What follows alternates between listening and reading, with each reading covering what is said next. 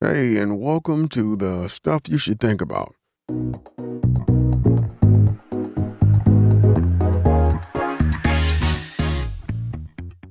I'm your host, G, and in this episode, we're going to be talking about why humans have body hair. When you look at a human body, one of the first things you notice is what isn't there. Compared to our mammalian cousins, the bears, the wolves, the primates we once resembled far more closely, we're practically naked. A thin shattering of hair across the arms, legs, chest, and scalp is all that remains of what was once a full body coat. And so the question becomes, why do humans have body hair at all? Or perhaps, more intriguingly, why do we have so little of it? To answer that, we have to zoom out, not just across continents or ecosystems, but across evolutionary time.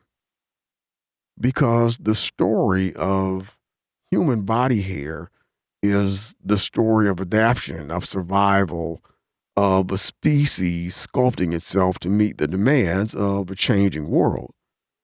Let's start with the basics.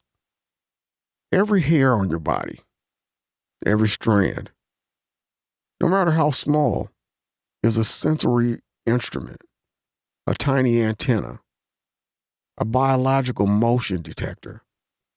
When something brushes against your skin, the hair bends and the nerves beneath it fires. This gives you information about the world before your skin even makes full contact. In that sense, body hair is an early warning system, a perimeter defense, a way of detecting insects, temperature shifts, or subtle changes in airflow. Even the finest hairs on your arm are part of this ancient sensory network.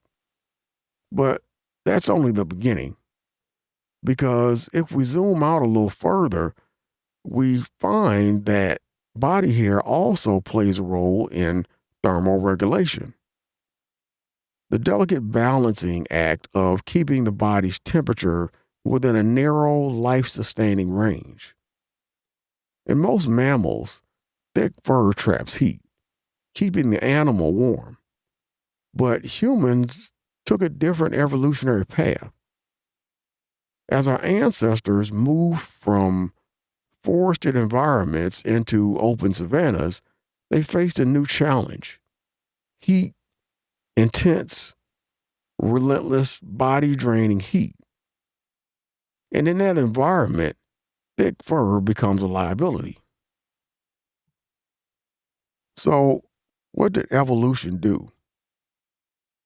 It thinned the coat, it reduced the insulation, it allowed sweat, one of the most efficient cooling systems in the animal kingdom, to evaporate directly from the skin. Humans became endurance specialists, capable of running long distances under the sun while other animals overheated. And the reduction of body hair was part of that transformation. But notice something: evolution didn't remove hair entirely, it kept it in strategic places. The scalp, for instance, retains thick hair to protect the brain. The most energy hungry, heat intense organ we possess. From solar radiation, eyebrows remain to divert sweat away from the eyes. Eyelashes shield against dust and debris. Body hair in other regions help reduce friction, wick moisture, and disperse scent signals. Subtle remnants of our mammalian heritage. And then there's the role of hair in communication, not verbal communication, but biological communication. Goosebumps, for example, are a vestigial reflex. And our furry ancestors, raising the hair made them appear larger to predators or rivals. In humans, the reflex remains, even though the effects does not. It's a reminder of fossilized behavior of a time when hair was not just installation, but expression. Now let's zoom out even further, because the story of human body hair is also a story of identity. Across cultures and across history, hair has been a canvas for meaning, a symbol of beauty, maturity, status, or belonging. We style it, we shave it, braid it, dye it. We assign significance to its presence or absence. In that sense, hair is not just biology, it's anthropology, it's psychology, it's culture woven into keratin. But perhaps the most fascinating part of this story is what it reveals about evolution itself. Evolution is not designer, it's a tinkerer. It doesn't create new systems from scratch. It modifies what already exists, and human body hair is a perfect example. We didn't lose our hair follicles. We simply reduced their output. We didn't abandon our mammalian heritage. We adapted it. We reshaped it to fit demands of a species that would one day build cities, cross oceans, and look up at the night sky wondering how it all came to be. So, why do humans have body hair?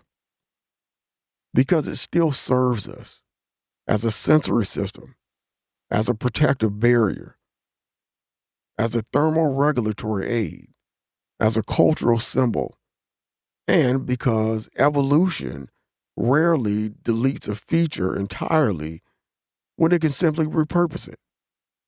In the end, body hair is a reminder that we're not separate from the animal kingdom. We're part of it. A species shaped by the same forces that sculpted every creature on Earth.